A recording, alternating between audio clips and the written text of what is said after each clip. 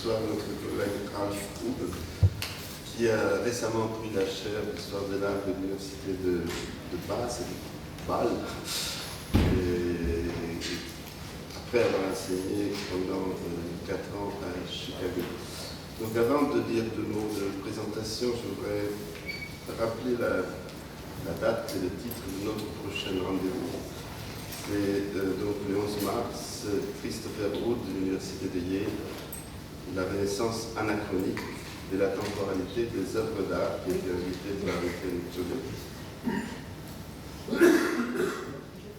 En fait, je voulais juste préciser qu'il y a une petite erreur sur l'impression de ce papier-là, mais il y aura Christopher Wood et Alexander Nagel. Ah, d'accord. Voilà. Les deux auteurs sont là.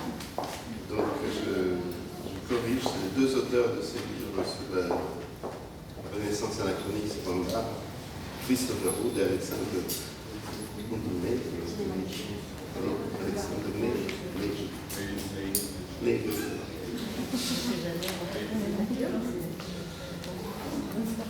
Donc il y a dans cette salle des spécialistes de Delacroix, ou du moins des collègues et amis qui connaissent Delacroix beaucoup mieux que moi. Et la raison pour moi de cette invitation est une raison plus d'ordre méthodologique que de compétences spécifiques de ma part. Et je pense que vous avez lu dans la petite introduction de cette conférence une phrase qui est assez énigmatique dans un premier moment, c'est-à-dire que la question de la souveraineté de l'artiste serait localisée dans la structure du tableau lui-même. Donc elle parle, Ralph Hubel se réfère en particulier à la liberté guidant le peuple et le sultan du Maroc. C'est ces genres de problématisation à partir d'une analyse précise qui nous a fait rencontrer. Je l'ai connu grâce à Hubert Lamiche il y a quelques années à Aubin, dans le cadre d'une rencontre qui portait sur l'objet théorique art.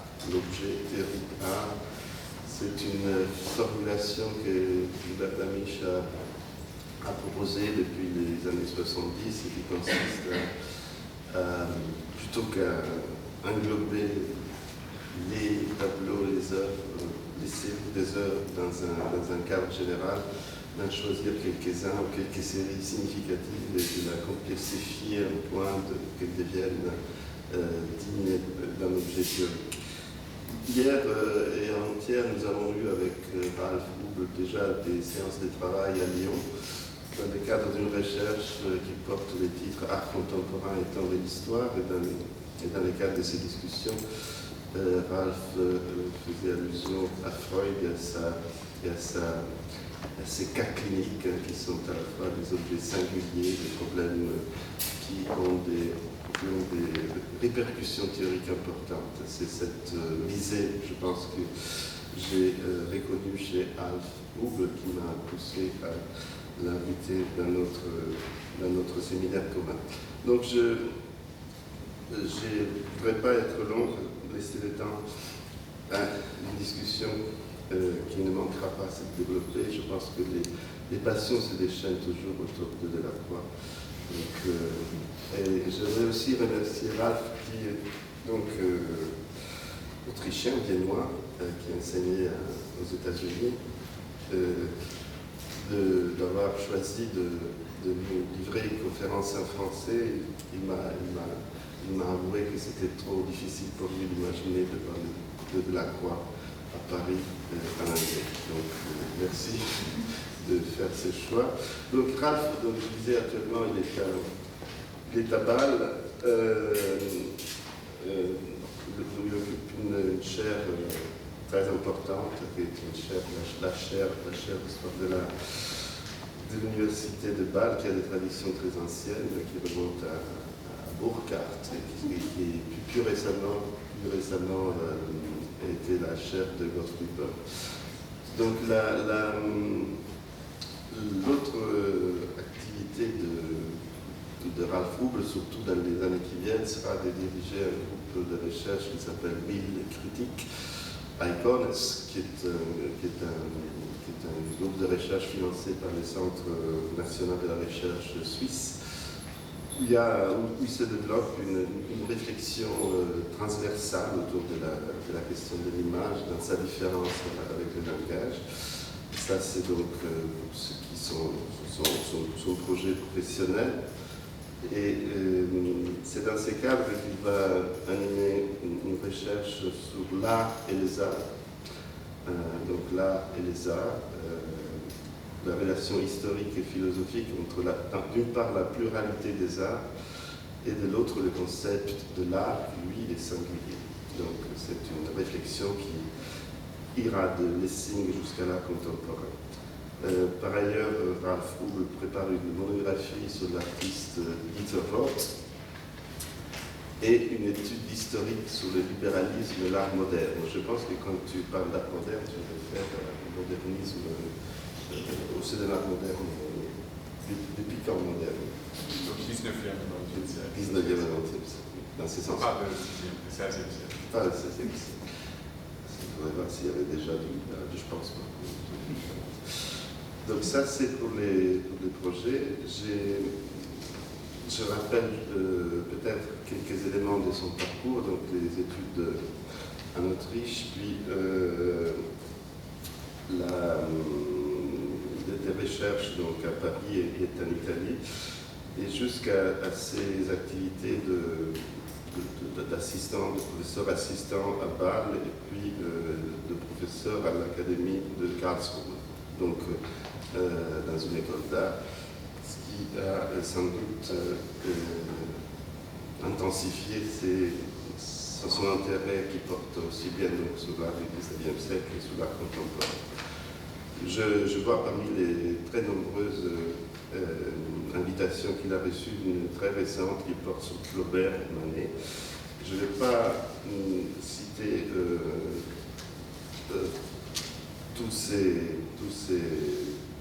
toutes les étapes de ce parcours. Peut-être que les titres de ces livres, que je ne peux pas citer en allemand parce que mon allemand est inexistant, donc je traduis. Un avenir préhistorique, Masse, Ernst et la asynchronie du tableau. Ça, c'est un livre qui est sorti en 2004 à Munich et qui est sorti aussi, je vois, en anglais, ou va sortir, je ne sais pas.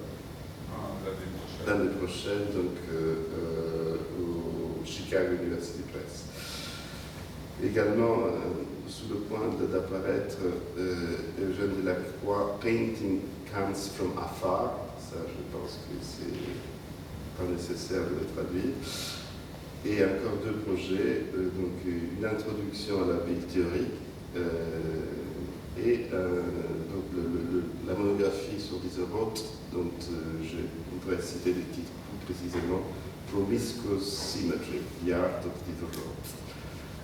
Ralph Hugel a aussi été le maître d'œuvre de quelques ouvrages collectifs, donc il y en a une sur la topologie, qui est sortie à Vienne en 2009 avec Wolfram Pichler, qui, là j'ai traduit aussi, topologie, pli, nœud, réseau, renversement dans les œuvres et dans les théories. Peut-être encore le temps de citer un article sur Delacroix en anglais cette fois-ci. Je traduis également Delacroix et le mariage juif. C'est une contribution au livre Judaism and Christian Arts qui a été édité par Kessler et Nierenberg. Ça, c'est donc en 2011. Donc, je pense que le bien faire, c'est que je lui laisse tout de suite la parole. Merci encore d'avoir fait l'effort du français. La discussion peut avoir lieu naturellement aussi en français, parce que mais aussi dans d'autres langues si vous le souhaitez. Donc, merci encore. Je laisse la parole. Oui,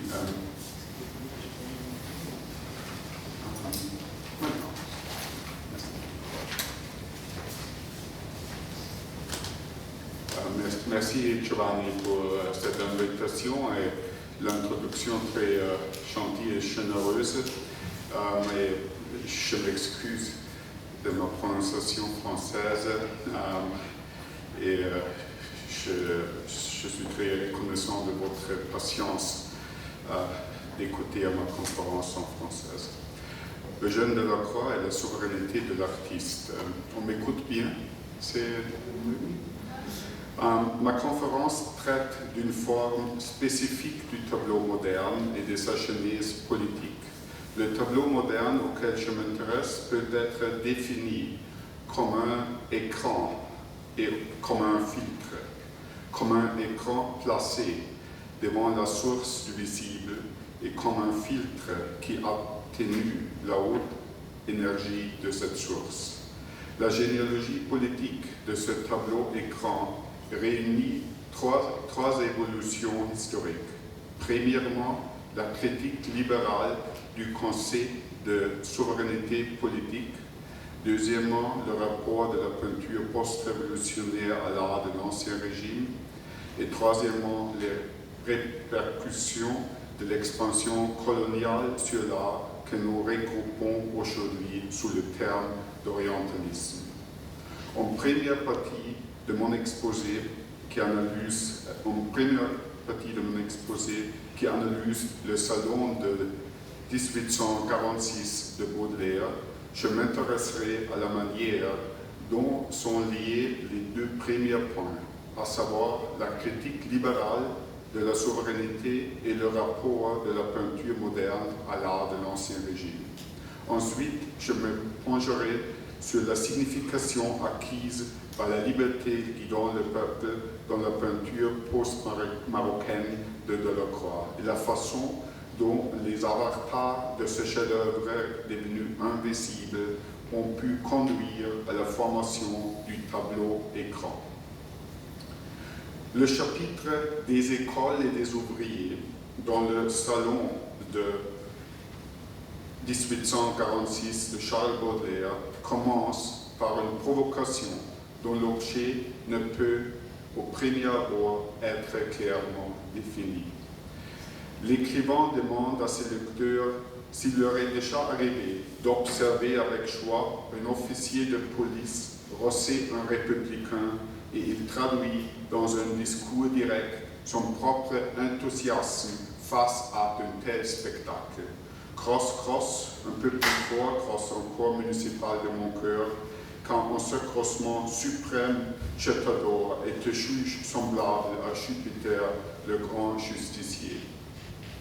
On a d'abord tendance à penser que l'auteur qui avait introduit sa critique du salon par une adresse ironique aux bourgeois et qui, 2 ans plus tard, allait se mêler aux révolutionnaires, se moque ici de ses lecteurs en les mettant face au caractère brutal de leur propre besoin d'ordre. Mais le policier incarne en fait l'idéal de Baudelaire, la figure en laquelle le critique d'art se reconnaît précisément dans son combat contre le républicanisme esthétique. À en croire Baudelaire, sa mission consiste à prendre des mesures contre l'égalité dans le domaine de l'art, car elle mène à un état d'anarchie stérile dans lequel domine l'individualisme de ces artistes médiocres auxquels elle montre la force et la souveraineté du génie. C'est une citation. Dans l'Ancien Régime, cependant, lorsqu'il n'avait pas encore été mis en doute que seule une poignée d'hommes, ceux justement qui se distinguaient par une grande passion, avaient le droit de dominer, les écoles de peinture avaient vu le jour auquel avait pu se rattacher la grande masse de peintres qualifiés de travailleurs excellents. Ils avaient formé une communauté structurée à l'horizontale comme à la verticale, et ils étaient assujettis à la grande tradition. Là, les différences les plus prégnantes, comme celle qui sépare l'école romaine et l'école vénitienne, renforçaient l'unité de l'art, alors que l'égalitarisme contemporain glorifie l'individu, quelque faible qu'il soit. C'est une autre citation. Et cet égalitarisme encore empêche par là son rattachement à un passé resplendissant. Ce raisonnement fait intervenir une figure centrale du salon de 1846 de Baudelaire, l'artiste souverain qui impose sa loi à la peinture, qui assure son unité et qui, par ce moyen seulement, fait d'elle un art à même d'assumer un rôle de cohésion sociale. Au milieu du XIXe siècle, l'extension du concept de souveraineté du domaine politique à celui de la théorie de l'art était un acquis ancien, depuis que Pétrarque avait comparé l'officium du poète à celui du législateur suprême. L'article classique sur ce problème était écrit par Ernst Kantorowicz. Baudelaire présentait donc aussi la figure du peintre souverain comme un idéal du passé, à partir duquel l'art post-révolutionnaire devient sujet à critique. Mais la formation de la théorie politique également, dans la formation de la théorie politique également, la souveraineté était devenue une catégorie critique, voire obsolète. C'était en tout cas le point de vue de penseurs libéraux comme Benjamin Constant ou François Guizot, qui, par la confrontation avec la terreur, Napoléon et le légitimisme, on était arrivé à la conclusion que toute exigence de souveraineté détruisait l'état de droit moderne qui repose sur la séparation des pouvoirs. La souveraineté devait à la rigueur être interprétée comme une catégorie métaphorique. Dans ce sens impropre, elle devait être exclusivement attribuée au peuple, puisque de ce fait, les revendications de cette souveraineté, qu'elles viennent d'un usurpateur, d'un club révolutionnaire ou de tout autre groupe politique, pouvaient être invalidées. Cette critique libérale du Conseil de souveraineté qui l'a transformé en dernier lieu en un vide constitutif et volontairement laissé vacant au centre du pouvoir de l'État, ne fut pas sans suite sur la figuration de la souveraineté dans l'art.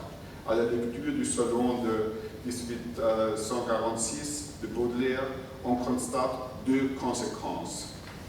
D'une part, en tant que catégorie appartenant au passé, la souveraineté devient un terme de critique de la culture utilisée pour dénigrer l'esthétique de la modernité par rapport à l'ancien régime. D'autre part, Baudelaire adopte une démarche opposée. Il ne déclare pas seulement que la souveraineté est le fondement de l'unité artistique mise en œuvre par une école et d'une tradition, mais il la divise, Baudelaire divise et désublime la catégorie de la souveraineté.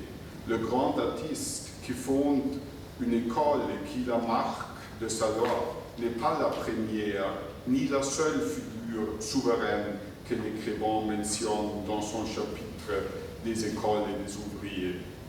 Le premier qui entre en scène est le policier qui prend la loi en main et dans lequel nous sommes censés reconnaître un autoportrait ironique du critique d'art. En contraste avec l'idéal révolu de l'artiste souverain, il est le signe d'une implication déterminante du transfert de l'idéal de la souveraineté du domaine du politique à celui de l'esthétique. Car un tel transfert est déjà par lui-même une reproduction. Il double le souverain politique d'un souverain artiste. Ce doublement tient également lieu de démultiplication. Il intervient dès lors que la souveraineté n'est plus uniquement et légalement incarné par le roi légitimé par Dieu. Le statut de souverain est désormais revendiqué par des politiciens, des généraux, des bureaucrates et autres gardiens de l'ordre. Baudelaire se rendait compte de ce contexte. C'est pour cela qu'il introduisait ses réflexions sur la perte d'unité de l'art dans le contexte de l'absence d'une souveraineté, en évoquant l'inquiétante possibilité que sera l'apparition de la souveraineté à tout coin de rue sous des dehors vulgaires et grotesques. Un aperçu rapide de l'iconographie de Jeanne de Lacroix suffit à démontrer que les figures de souverains régnants le fascinaient. Le despote Sardanapale, le peuple, Saint-Louis, l'empereur Justinien, Trajan et Marc Aurèle, le cérémoniel officiel du sultan du Maroc, des usurpateurs comme Guillaume de la Marque ou Oliver Cromwell, des chefs de guerre comme Attila ou les croisés à Constantinople. Dans le salon de 1846, Baudelaire compara Delacroix à Homère, le souverain de l'art poétique, parce qu'il était le seul peintre de sa génération à être encore universel et à maîtriser tout le genre, le sujet et les techniques, si bien que son art pouvait constituer une loi pour toute la peinture. Néanmoins, dans le chapitre intitulé « Des écoles et des ouvriers », dans lequel, comme nous l'avons vu, Baudelaire expose ses réflexions sur la souveraineté de l'art, Delacroix n'apparaît plus en mesure de régner en souverain sur l'art contemporain ou de fonder une nouvelle école. Ni Delacroix ni Ingres ne sont à même de faire plus que, citation, surnager et paraître dans le chaos d'une liberté épuisante et stérile. Dans l'article nécrologique L'œuvre et la vie de Delacroix, publié en 1863, Baudelaire associera une fois de plus son héros à l'idée de souveraineté, mais il s'y prendra différemment.